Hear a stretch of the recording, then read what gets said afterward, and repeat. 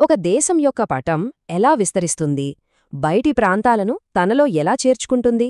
ఈ మొత్తం ప్రక్రియకు సమాధానం మన భారత రాజ్యాంగంలోని ఒకే ఒక ఆర్టికల్లో దాగి ఉంది. అదేంటో చూద్దాం. ఈరోజు మనం ఏం తెలుసుకోబోతున్నామో ఓసారి చూద్దాం. ముందుగా ఆర్టికల్ 2 అంటే ఏంటో చూస్తాం. తర్వాత దానికున్న 2 కీలక అధికారాలు ఏంటో తెలుసుకుంటాం. ఆ తర్వాత ఆర్టికల్ 2కి, ఆర్టికల్ 3కి ఉన్న తేడాను అర్థం చేసుకుంటాం. సిక్కిం ఉదాహరణతో ఇది నిజంగా ఎలా పనిచేసిందో చూసి, చివరిగా అసలు ఆర్టికల్ 2 ఎందుకంత ముఖ్యమో చర్చిద్దాం. సరే, మరి మొదలుపెడదాం. మొదటి విభాగం. అసలు ఈ ఆర్టికల్ 2 అంటే ఏంటి? సింపుల్గా చెప్పాలంటే ఇది మన దేశం విస్తరించడానికి రాజ్యాంగం మనకిచ్చిన ఒక టూల్ లాంటిది. చాలా సులభంగా చెప్పాలంటే ఆర్టికల్ 2 మన పార్లమెంట్కి ఒక ప్రత్యేకమైన శక్తిని ఇస్తుంది. అదేంటంటే ప్రస్తుతం మన దేశంలో భాగం కాని బయటి భూభాగాలను స్వీకరించి వాటిని కొత్త రాష్ట్రాలుగా మన యూనియన్లో చేర్చుకోవడం. ఇక్కడ మనం గుర్తుపెట్టుకోవాల్సిన ముఖ్యమైన పదం బయటి భూభాగాలు. ఇది రాజ్యాంగంలోని ఆర్టికల్ 2 చెప్పే అసలు విషయం. తాను సరియైనదిగా భావించే నిబంధనలు మరియు షరతులపై అన్న ఈ చిన్న వాక్యం గమనించండి. ఇది మన పార్లమెంటుకు ఎంత స్వేచ్ఛను, ఎంత అధికారాన్నిస్తుందో మనకు అర్థమవుతుంది. ఇది చాలా కీలకమైన అంశం. ఇప్పుడు ఈ ఆర్టికల్ పార్లమెంట్కు ఇచ్చే ఆ 2 అధికారాలు ఏమిటో కొంచెం వివరంగా చూద్దాం. ఈ 2 భూభాగాన్ని కలుపుకోవడంలో 2 వేర్వేరు పద్ధతులను మనకు చూపిస్తాయి. ఆర్టికల్ 2 మన పార్లమెంటుకు ఇచ్చే ఆ 2 పవర్స్ ఇవే. ఒకటి చేర్చుకోవడం, రెండోది స్థాపించడం. వినడానికి ఈ 2 ఒకేలా అనిపించినా వాటి మధ్య ఒక ముఖ్యమైన తేడా ఉంది. అదేంటో చూద్దాం. మొదటి అధికారం చేర్చుకోవడం.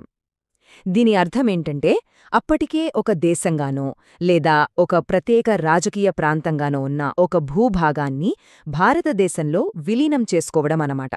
అంటే ఆల్రెడీ ఎగ్జిస్టింగ్లో ఉన్న ఒక ప్రాంతాన్ని మనం చేర్చుకుంటున్నాం. ఇక రెండో అధికారం స్థాపించడం. ఇది కొంచెం భిన్నమైనది. భవిష్యత్తులో భారతదేశం ఏదైనా కొత్త భూభాగాన్ని సంపాదిస్తే దానిని ఒక సరికొత్త రాష్ట్రంగా ఏర్పాటు చేయడానికి ఈ అధికారం ఉపయోగపడుతుంది.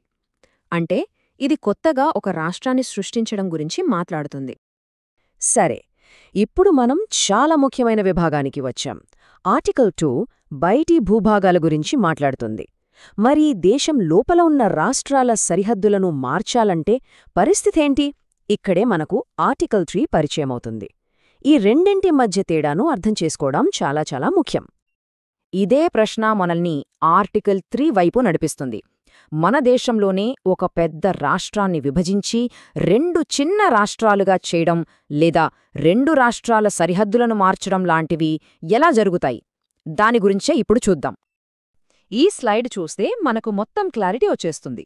ఆర్టికల్ 2 విదేశీ భూభాగాలకు సంబంధించింది, అంటే మన దేశంలో భాగం కానివి.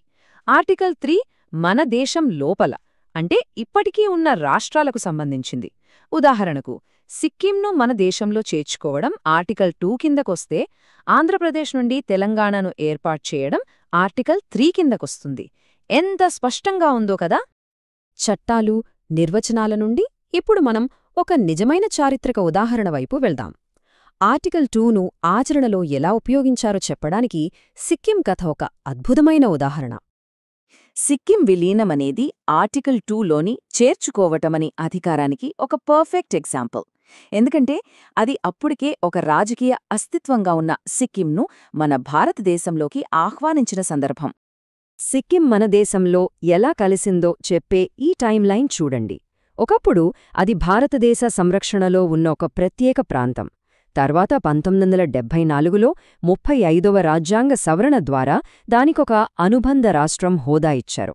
ఫైనల్గా 1975లో 36వ సవరణ ద్వారా ఆర్టికల్ 2ను ఉపయోగించి సిక్కింను మన దేశంలో ఒక పూర్తిస్థాయి రాష్ట్రంగా చేర్చుకున్నారు. ఇప్పటిదాకా మనం ఆర్టికల్ 2 అంటే ఏంటి, అది ఎలా పనిచేస్తుందో చూశాం. కాని అసలు మన రాజ్యాంగ నిర్మాతలు దీన్ని ఎందుకు చేర్చారు? దీని ప్రాముఖ్యత ఏంటి? దీని వెనుక ఉన్న పెద్ద ఆలోచనను ఇప్పుడు అర్థం చేసుకుందాం.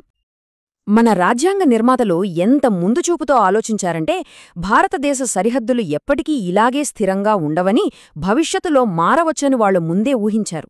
అందుకే క్లిష్టమైన రాజ్యాంగ సవరణలు అవసరం లేకుండా ఒక సాధారణ పార్లమెంటరీ చట్టం ద్వారానే కొత్త భూభాగాలను కలుపుకునేందుకు వీలుగా ఈ సరళమైన ఏర్పాటును చేశారు. ఈ సాధారణ చట్టమనేది పార్లమెంట్కు సంపూర్ణ అధికారాన్నిస్తుంది. అంటే కొత్త రాష్ట్రాలను చేర్చుకునే విషయంలో పార్లమెంటుదే తుది నిర్ణయం. ఈ విషయంలో మరే ఇతర సంస్థ జోక్యం చేసుకోలేదు.